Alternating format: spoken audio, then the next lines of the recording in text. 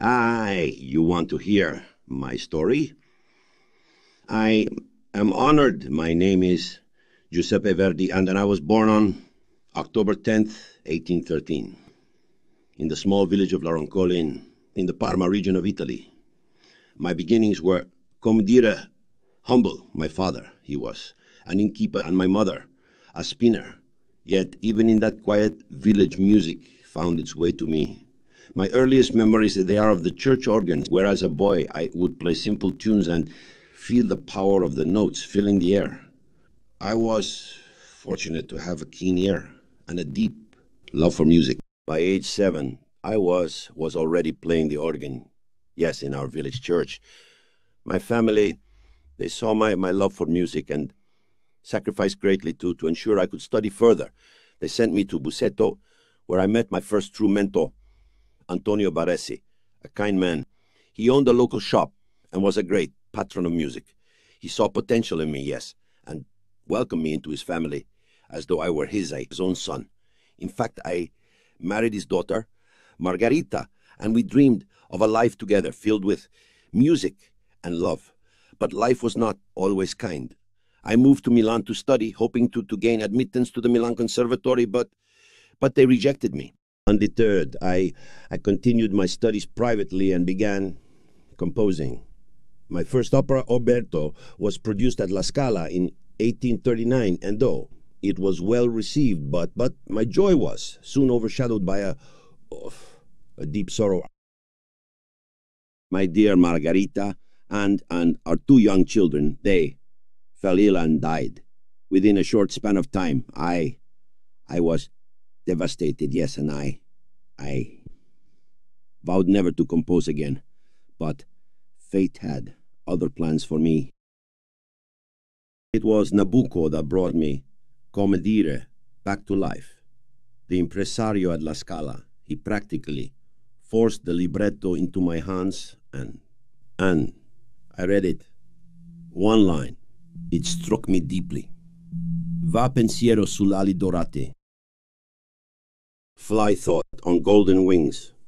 The words, they were like an echo of my own longing and loss. And they stirred something within me. I began to compose, pouring all my sorrow, all my passion into the music. When Nabucco premiered in 1842, it was an instant success. The audience was moved to tears, and overnight I became a national symbol of hope and resilience. Those were turbulent times in Italy. We longed for independence, for unity, and my music, it became part of that struggle. Va pensiero, the chorus from Nabucco, resonated deeply with Italians who yearned for freedom. People began to chant Viva Verdi in the streets, and though some thought it was merely for me, it also stood for Vittorio Emanuele Re d'Italia, our hope for a united Italy under our own king. I was humbled to be part of this movement, to contribute through my art to our country's spirit and identity.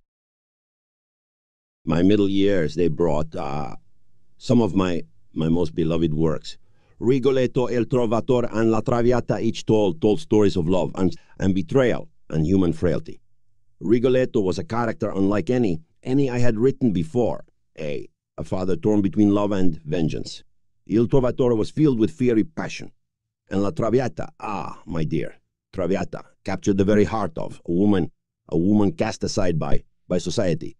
These characters, these stories, they were my way of showing people that opera was not just grand spectacle. It was life itself. The critics, they were not always kind, yet the audiences loved them, and that is what truly mattered to me.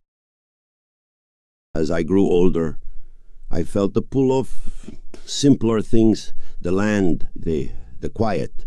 I bought a small farm in Sant'Agata, where I could retreat from the bustling world of opera. There, surrounded by nature, I found peace, yes, and companionship. Giuseppina Strepponi, my dear Giuseppina, had been my muse, my friend.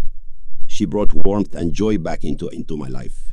Together, we shared this sanctuary. She supported me through every melody, every new work, everything.